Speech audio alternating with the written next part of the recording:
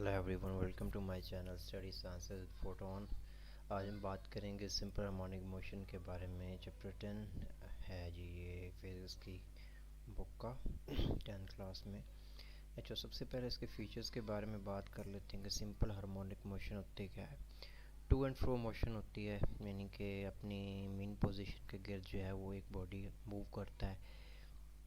ठीक है, इसके अलावा क्या होता है, इसमें साइक्लिक मोशन होती है। साइक्लिक इसलिए मैं इसको कह रहा हूँ क्योंकि एक फिक्स थोड़े से टाइम के बाद फिर वही वाली मोशन रिपीट हो रही होती है। Motion under some exerting force, इसमें जो है वो बॉडी के ऊपर फोर्स लगाई जाती है, तभी जो है उसकी मोशन क्रिएट होती है। और जाहिर है हर किस मोशन के अंदर कोई ना कोई फोर्स लाजमी इन्वॉल्व होती है।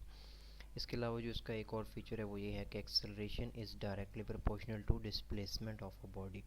जितना ज़्यादा एक्सेलरेशन होगा उतनी ज़्यादा जो है वो इसमें डिस्प्लेसमेंट होगी। ठीक है, और एक्सेलरेशन जो है वो प्रोड्यूस होता है फोर्स से। मीन पोजीशन और एक्सट्रीम पोजीशन का इसमें कॉन्सेप्ट है जो आगे चल के हम डिस्कस करेंगे।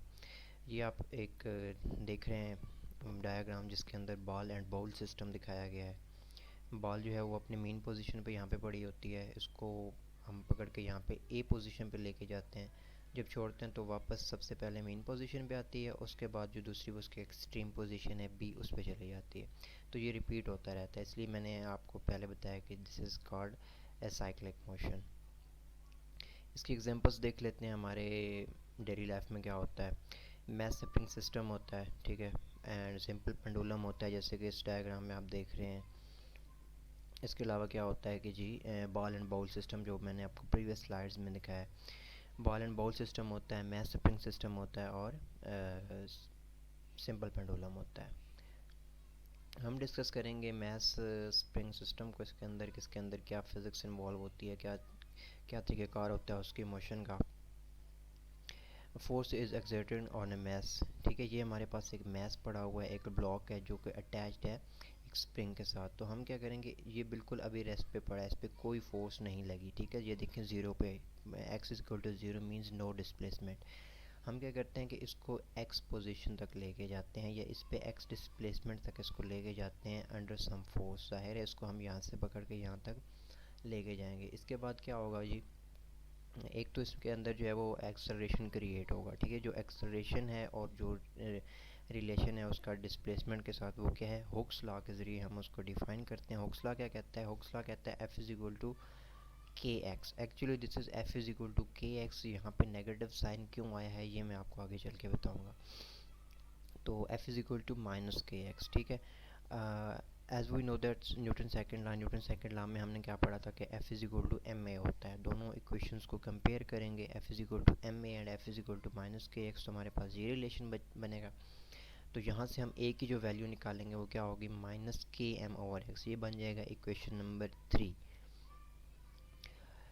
अच्छा, मैंने आपको शुरू में बताया था कि इसको हम यहाँ से पकड़ के यहाँ पे लेके जाएंगे। ठीक है, जब यहाँ से छोड़ेंगे तो क्या होगा, इसकी एक न्यू पोजीशन पे ये मैस आ जाएगा।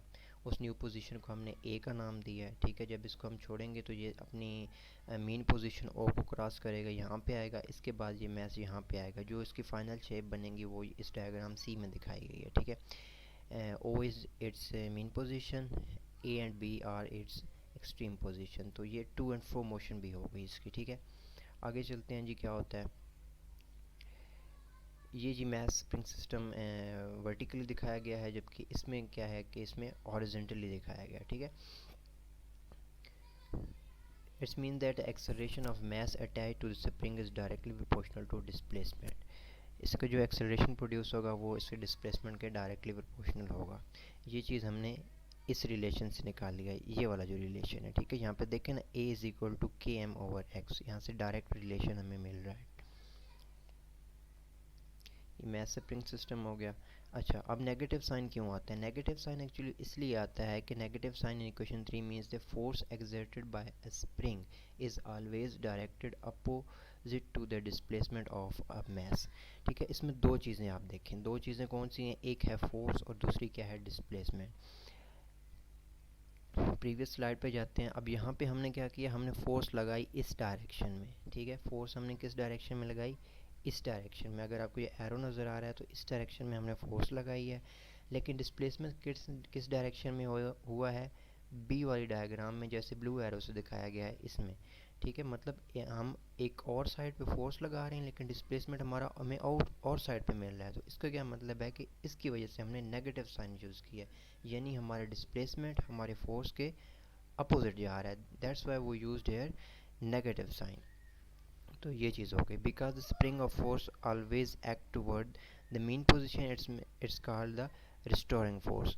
तो जो अब एक और नया कंसेप्ट हमारे पास इस टॉपिक में है कि रिस्टोरिंग फोर्स। तो what is restoring force? Restoring force actually वो फोर्स होती है जो एक मैस को उसकी एक्सट्रीम पोजीशन से मीन पोजीशन पे लेके आती है। This is that's called that's called restoring force, ठीक है। अब ये देखें, हमने एक यहाँ पे सिंपल पेंडुलम वाली एग्जांपल में से समझ लेते हैं कि रिस्टोरिंग फोर्स क्या होती है।